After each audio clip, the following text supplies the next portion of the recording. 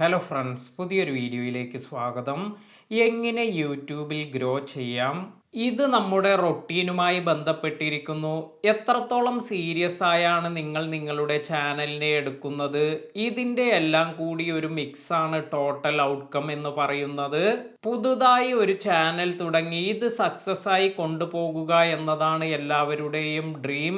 ഇതിനിടയിൽ പുതിയ ക്രിയേറ്റേഴ്സിനെ സംബന്ധിച്ച് അവർക്ക് ഒരുപാട് മിസ്റ്റേക്സ് എല്ലാം സംഭവിക്കാം.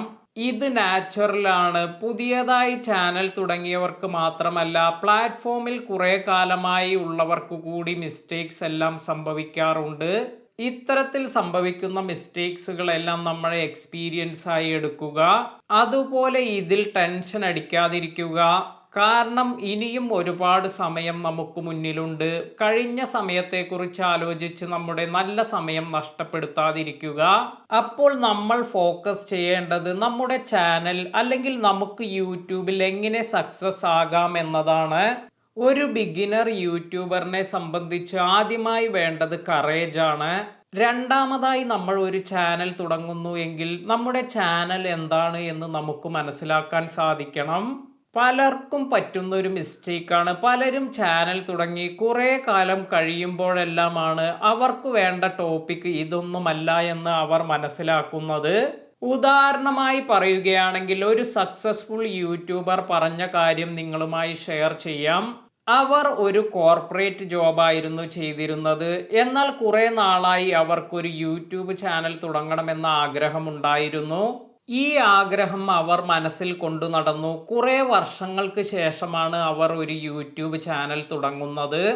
അവർ ജോബ് ക്വിറ്റ് ചെയ്തു. അതിനുശേഷം അവർക്ക് ഇൻട്രസ്റ്റഡ് ആയ ഒരു കാര്യമായിരുന്നു മേക്കപ്പ്, അതുപോലെ ബ്യൂട്ടി പ്രൊഡക്ട്സ് എല്ലാം. അതിനാൽ തന്നെ അവർ അവരുടെ ചാനൽ സ്റ്റാർട്ട് ചെയ്തത് ഇതിനെക്കുറിച്ചുള്ള വീഡിയോസ് എല്ലാം പോസ്റ്റ് ചെയ്തുകൊണ്ടാണ്.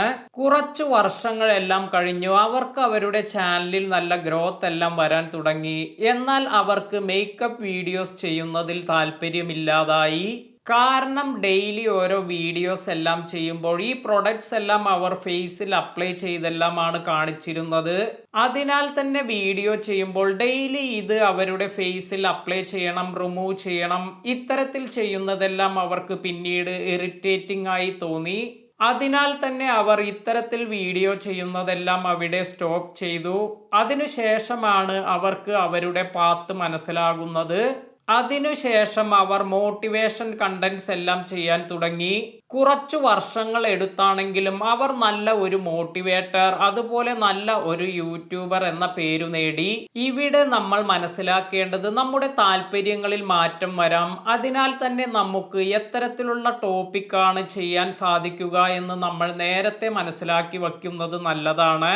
ഒരുപാട് ക്രിയേറ്റേഴ്സിന് ഈ കൺഫ്യൂഷൻ വരാറുണ്ട്. അതിനാൽ തന്നെ നമ്മുടെ പൊട്ടൻഷ്യൽ എന്താണെന്ന് നമ്മൾ സ്വയം മനസ്സിലാക്കുന്നത് നമ്മുടെ ചാനൽ ഗ്രോത്തിന് വളരെ ഗുണം ചെയ്യും.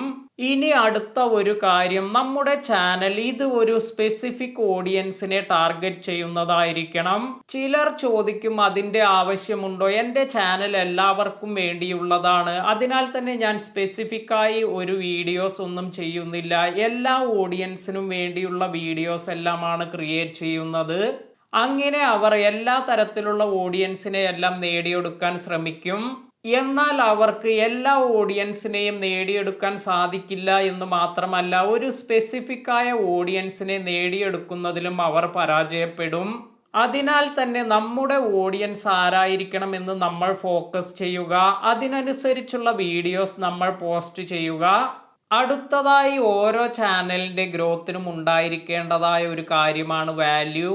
നമ്മുടെ വീഡിയോസിന് വാല്യൂ കൊടുക്കുമ്പോൾ നമ്മുടെ ചാനൽ ഗ്രോത്തും വർദ്ധിക്കും. നമ്മൾ വ്യൂവേഴ്സിന് ബെനിഫിഷ്യലായ കണ്ടന്റ് ആണ് ഫോക്കസ് ചെയ്യേണ്ടത്. അവർക്ക് സഹായകമായ, അതുപോലെ നല്ല വാല്യൂ ഉള്ള ഒരു ചാനൽ നമ്മൾ നിർമ്മിക്കുമ്പോൾ ഓട്ടോമാറ്റിക്കായി നമ്മുടെ ചാനൽ ഗ്രോത്ത് എല്ലാം സംഭവിക്കും. അതിനാൽ തന്നെ നിങ്ങളുടെ ചാനൽ ഗ്രോത്തിന് നിങ്ങൾ ഈ കാര്യങ്ങളെല്ലാം ശ്രദ്ധിക്കുക. പുതിയ വീഡിയോയിൽ കാണാം. താങ്ക്